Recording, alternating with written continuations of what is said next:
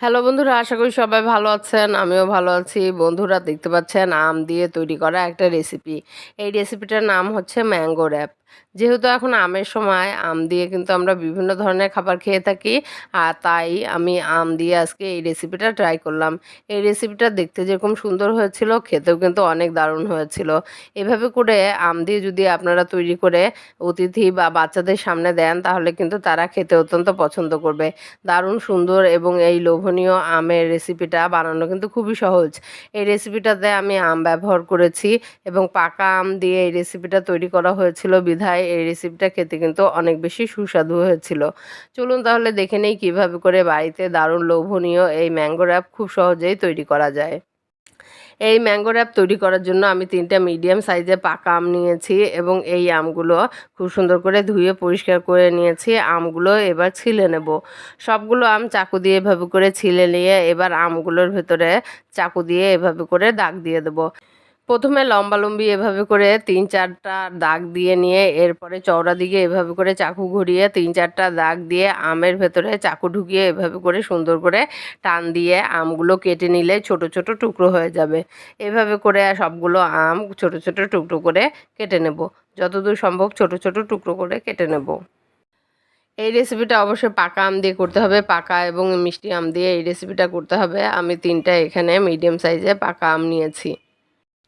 এবার একটা Blender jar নিয়ে নেব এবং এই ব্লেন্ডার জারের ভেতরে আমার কেটে নেওয়া আমের অর্ধেকটা দিয়ে দেব। প্রায় 1.5 কাপ পরিমাণ আমের কুচি দিয়ে দিলাম। প্রায় 1 কাপ পরিমাণ ময়দা দিয়ে দেব। চিনি দিয়ে দেব অর্ধেক কাপ পরিমাণ। লিকুইড দুধ দিয়ে দেব 1.25 কাপ পরিমাণ। লবণ দিয়ে দেব অল্প পরিমাণে। দিয়ে দেব সামান্য একটু অরেঞ্জ ফুড কালার। আপনারা চাইলে এই ফুড কালার অ্যাভয়েড করতে পারেন। একটা ডিম ফাটিয়ে দিয়ে দিলাম। এবার এই সকল উপকরণ খুব সুন্দর করে ব্লেন্ড করে আমরা স্মুথ একটা মিশ্রণ তৈরি করে নেব। খুব ভালো করে ব্লেন্ড করতে হবে। আমের কোনো প্রকার দানাদার ভাব যেন না থাকে সেদিকে খেয়াল রেখে একটু সময় নিয়ে সুন্দর করে ব্লেন্ড করে নেব। এভাবে করে সুন্দর করে স্মুথ এবং পাতলা একটা ব্যাটার তৈরি করে নেব। এবার চুলায় আর একটা প্যান দিয়ে দেবো এবং এর ভেতরে দিয়ে দেবো দুধ। আমি এখানে 3 কাপ পরিমাণ দুধ দিয়ে দিলাম এবং এর ভেতরে দিয়ে দেবো চিনি অর্ধেক কাপ পরিমাণ। ফ্রোজেন ঘি দিয়ে দেবো 1 টেবিল চামচ পরিমাণ। কেওড়া জল দিয়ে দেবো 1 টেবিল চামচ পরিমাণ এবং 2 টেবিল চামচ পরিমাণ চালের গুঁড়া আমি দুধের সাথে গুলিয়ে নিয়েছি। হাফ কাপ পরিমাণ দুধের সাথে 2 টেবিল চামচ পরিমাণ চালের গুঁড়া গুলিয়ে নিয়েছিলাম। সেই গোলানো চালের গুঁড়া অল্প অল্প করে এভাবে করে সুন্দর করে ঢেলে দিয়ে অনবরত নেড়ে চেড়ে আমরা সুন্দর করে রান্না করতে থাকবো। এভাবে করে মিডিয়াম ফ্লেমে সুন্দর করে কিছুক্ষণ রান্না করতে থাকলে আমাদের এই দুধের মিশ্রণটা কিন্তু ঘন হয়ে যাবে। এভাবে করে আমরা দুধ দিয়ে খুব সুন্দর করে ঘন একটা ক্ষীর তৈরি করে নেব। যখন আমাদের ক্ষীরটা অনেকটা ঘন হয়ে যাবে তখন আমরা চুলা বন্ধ করে দেব এবং অনবরত নেড়েচেড়ে এভাবে করে ক্ষীর ঠান্ডা করে নেব। ক্ষীর ঠান্ডা করতে দিয়ে এবার চুলায় আর একটা প্যান দিয়ে দেবো এবং এই প্যানের ভেতরে আমরা একটা টিস্যুর সাথে তেল মাখিয়ে প্যানটা খুব সুন্দর করে মুছে নেব।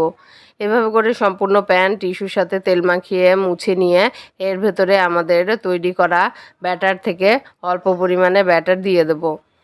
প্রায় হাফ কাপের একটু বেশি পরিমাণ ব্যাটার দিয়ে এভাবে করে সুন্দর করে ঘুরিয়ে মিডিয়াম এবং লোয়ের মাঝে টেম্পারেচারে রেখে আমরা এই র্যাপগুলো সুন্দর করে ভেজে নেব।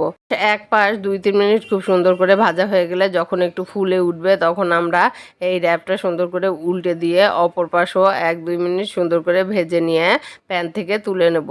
এভাবে করে পরবর্তীতে প্যানটা আবার তেল দেওয়া টিস্যু দিয়ে সুন্দর করে মুছে নেব এবং মুছে নিয়ে আমাদের তৈরি করা ব্যাটার থেকে আবার প্রায় হাফ কাপের একটু বেশি পরিমাণ ব্যাটার দিয়ে একই প্রসেস ফলো করে আমরা সবগুলো র্যাপ উল্টে পাল্টে সুন্দর করে ভেজে নেব।